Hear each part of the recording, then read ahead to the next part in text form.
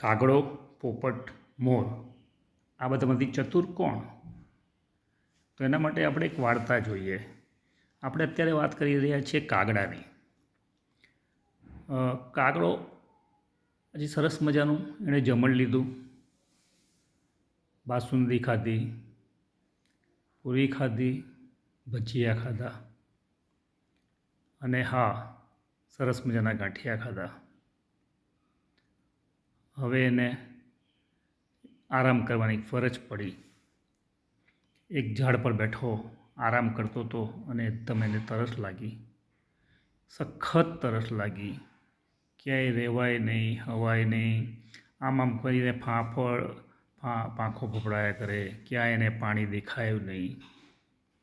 અને એને પેટમાં એટલું સખત દુખતું હતું કે એને હવે લાગતું હતું કે હવે તો હું મરી જઈશ, મને કશું જ તકલીફ જોરદાર વધતી જાય છે.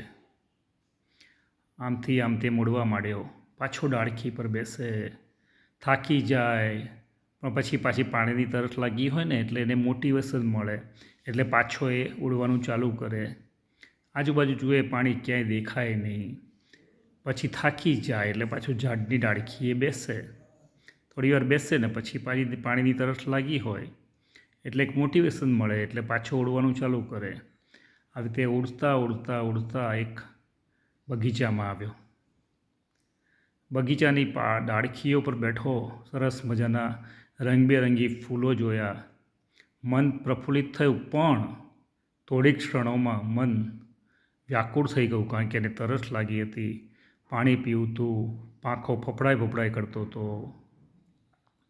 પણ શું થાય, પાંખો ફફડાવતા પણ થાકી જતો હતો.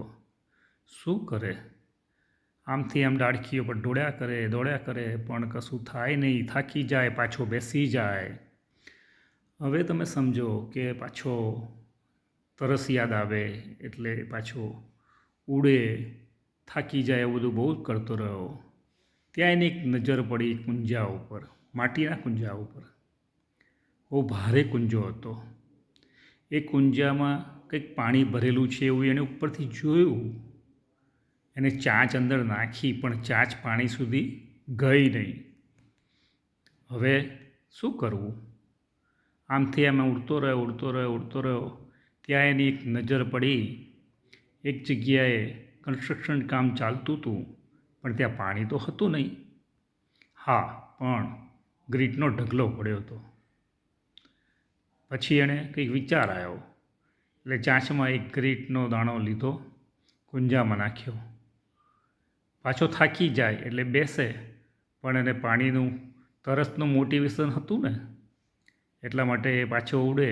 એવી રીતે બધા અલગ અલગ કાંકરા 1, 2, 3, 4, 5, 6, 7, 8 થાક્યો નહીં, કારણ કે એને પાણીની તરસ લાગી હતી. એને તો જવું હતું એના ડેસ્ટિનેશન સુધી, એટલે કેટલા બધા કાંકરા નાખ્યા એણે. અને ધીમે ધીમે પાણી ઉપર આવતું હતું. એને મજા આવી ગઈ, વાહ, પાણી તો ઉપર આવે છે, હું મારા કામમાં સફળ થઈ રહ્યો છું, સફળતાના પગલાં ચઢી રહ્યો છું. અને એટલા માટે એણે બીજા કાંકરા નાખ્યા. પાણી છેક કુંજાની ઉપર આવ્યું અને એણે પાણી પીધું અને હાસ કરીને એણે એની તરસ બુઝાવી અને પેટમાં દુખતું બંધ થઈ ગયું. બોલો, હવે તમે જ કહો, કાગડો ચતુર છે કે નહીં?